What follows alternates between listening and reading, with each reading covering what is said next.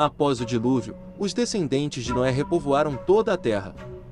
Um desses descendentes foi Magog, um dos filhos de Jafé. Os humanos começaram a se dispersar após a confusão de línguas em Babel, durante a Era Glacial. Os descendentes de Magog são frequentemente associados aos citas, porém, havia mais de uma nação de pessoas conhecida como citas. Vários grupos de pessoas eram conhecidos como citas na antiguidade, pelo menos uma era de origem europeia, estes posteriormente migraram para a Europa Central, e pelo menos 2 eram de origem asiática. O historiador Joséfo, no século I, afirmou: Magog fundou aqueles que por ele foram chamados Magogitas, mas que pelos gregos foram chamados citas. Os descendentes de Magog formaram um ramo dos citas orientais e asiáticos. Em 584 a.C., foram finalmente expulsos da Anatólia e enviados de volta para as áreas ao norte do Cáucaso. Ao residir no Oriente Médio nos primeiros séculos após o dilúvio, Magog foi intimamente identificado com Mushi, Meseque, Itabali, Tubal, tendo se estabelecido na Ásia antes deles. A palavra mongol parece ser derivado diretamente do nome Magog. Por exemplo, na Índia, Mongol se tornou Mogul e uma grande parte da China era conhecida como Manji quando os europeus a visitaram pela primeira vez. Os árabes chamavam as tribos citas da Tartária de Yaju e Majuj, que significa Gog e Magog, e a Grande Muralha da China como a Muralha de Magog. No século XIII, Marco Polo, o viajante veneziano, quando foi ao Oriente, sabia que os mongóis eram descendentes de Magog. Ele também entendeu que os nomes de Ung e Mungu na China eram Gog e Magog. Os descendentes de Magog migraram através do sul da Rússia para sua terra natal atual, deixando para trás nomes de lugares como Mogolistan, as colinas Mugodzar e as montanhas Mogoltal. Entre os povos da Mongólia, a Mongólia Interior, o centro e grande parte do norte e sul da China, as Coreias e o Japão descendem de Magog. Há pouco mais de 1 bilhão de pessoas na China hoje. Não é de se admirar que o nome de seu ancestral, Jafé, signifique expansão, implicando uma raça grande ou em expansão. Outros povos descendentes de Magog incluem os Aleutas e os Inuites, cuja fisionomia facial é muito semelhante à dos chineses, e os Samoiedas, Nentsi, que, embora tenham adotado uma língua fínica, são mongoloides por raça. Muitos índios americanos também descendem de Magog.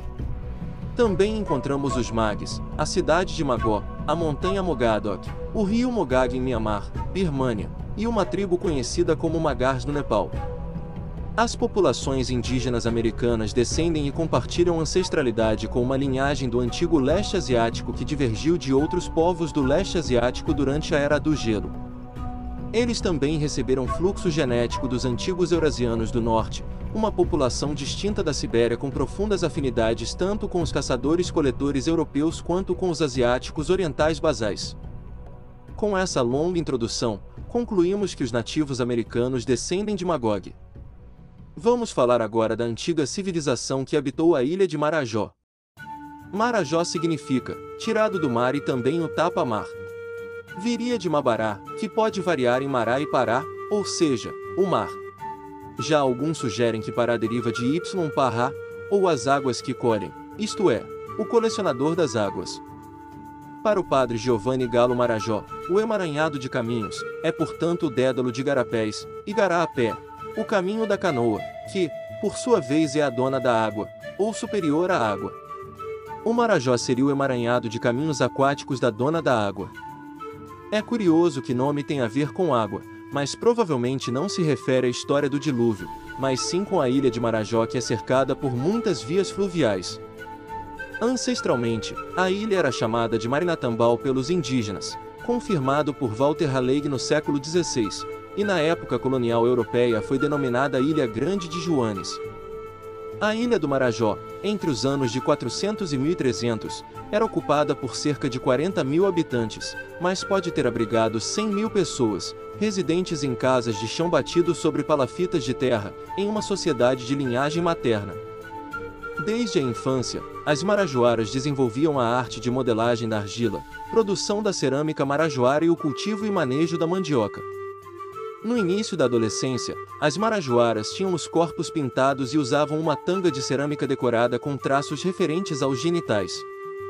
A sociedade marajoara subdividia-se em fases distintas de acordo com níveis de ocupação e desenvolvimento social: Ananatuba, Mangueiras, Formiga, Acauã, Alta Marajoara e Aruã. Nas duas últimas, desenvolveu-se o que chama-se de civilização, caracterizada basicamente por construção de comunidades fixas, chamada de cacicados amazonidas, que ia desde o Tapajós até a foz do rio Amazonas. No período de 400 a 1400 d.C., principalmente na ilha do Marajó, os indígenas levantavam suas casas sobre morros artificiais, estrutura elevada que protegia das inundações, chamados de teso. Curiosamente, a atividade humana na ilha desde 1000 a.C. Os arqueólogos postularam diversas teorias sobre como surgiu esta civilização. Uma delas diz que houve uma confederação de pessoas incas, ou vindas do Peru, e colonizaram a região. Curiosamente, a civilização mais antiga da América do Sul foi Carausup, datada do mesmo período da China e Grécia Antiga, Egito, Kush, Elão, Índia, Fenícia, entre outras. Os marajoaras eram habilidosos na fabricação de canoas, cestas, vasos de cerâmica, montículos, habilidosos na pesca de peixes e agricultura. O sistema de crenças do povo de Marajó não é totalmente compreendido, mas é quase certo que envolveu figuras femininas importantes. A iconografia e a arte marajoaras retratam mulheres com poderes xamânicos e papéis de acordo com sociedades que possuem um ancestral mítico. As crenças marajoaras também encontram paralelo na cosmologia amazônica, que possui um universo dividido por gêneros, estando os homens relacionados ao Sol e as mulheres relacionadas à Lua, semelhantes aos povos europeus e asiáticos. As fêmeas ancestrais criadoras da cosmologia amazônica podem estar representadas na iconografia marajoara.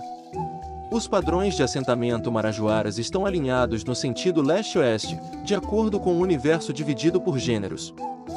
É possível que o culto dos antepassados fosse muito importante, pois os falecidos eram colocados em urnas e estas eram enterradas nos montes em que os marajoaras viviam.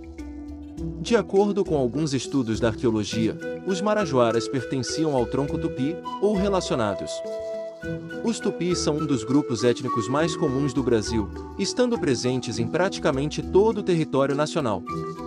Além disso, os tupis têm uma elaborada tradição do dilúvio, a lenda de Tamandaré. O nome Tamandaré tem origem no vocábulo tupi tamandaré, que significa o repovoador, semelhante à história de Noé, que repovoou a terra após o dilúvio. Na mitologia tupinambá, Tamandaré era um pajé que, segundo a lenda, foi alertado por Tupã, o deus dos trovões, que um dilúvio viria para exterminar a humanidade. Tamandaré, junto com sua família, construiu uma arca e se abrigou nela, sobrevivendo ao dilúvio, e, após as águas baixarem, Tamandaré seria o responsável por repovoar a terra, daí o significado de repovoador, Tamandaré, em tupi.